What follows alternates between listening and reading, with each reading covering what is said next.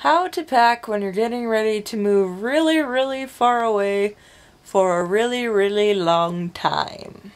I am moving to Japan for about a year, and I just thought I would give you all a little tutorial about how to prepare if you're moving away for an extended period of time. Hopefully these ideas will be helpful for not just people going to Japan, but people traveling in general. The first thing you should do to get ready is to actually pack, and don't procrastinate, because that's not a very smart idea.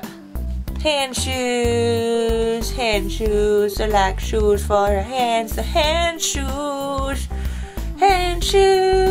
I mean, it's not like I'm leaving in 2 days and haven't packed yet. Every time I pack, without fail, it is the day before I leave for anywhere. I never pack anytime. I'm never prepared, ever. Let's just say that I'm a very successful speed packer.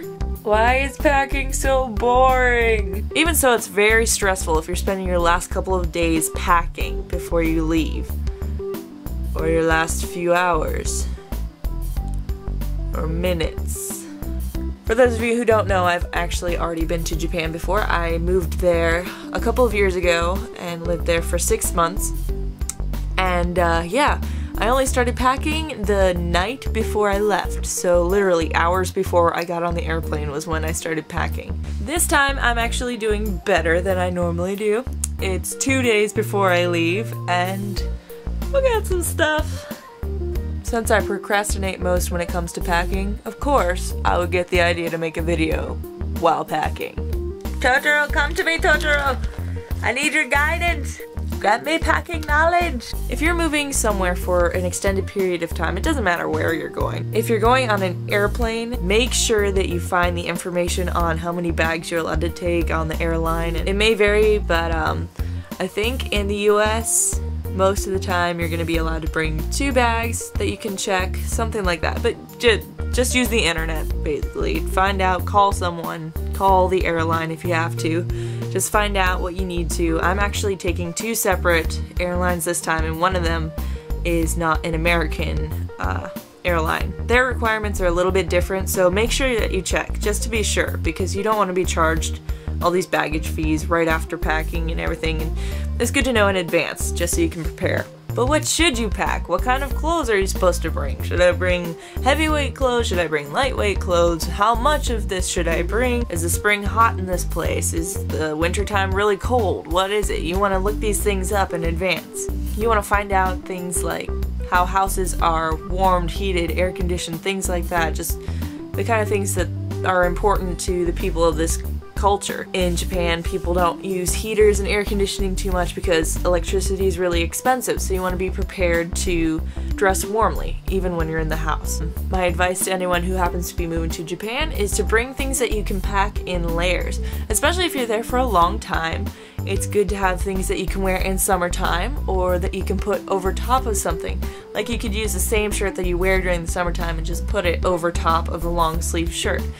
When you're getting ready to move to another country, I highly recommend going online and typing in something on Google like customs of whatever country you're going to, or cultural things you need to know. Last time I went to Japan, I found something that said like top 10 Japanese customs to know in advance.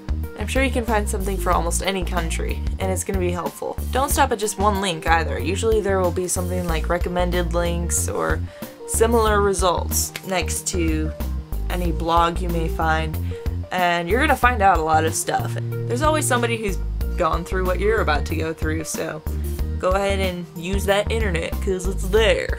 There's some things you won't know, like the fact that if you're used to drinking fat-free milk in America or skim milk, you're probably not going to enjoy the milk in Japan very much, so drink as much as you can in advance because you're gonna miss it if you're a milkaholic.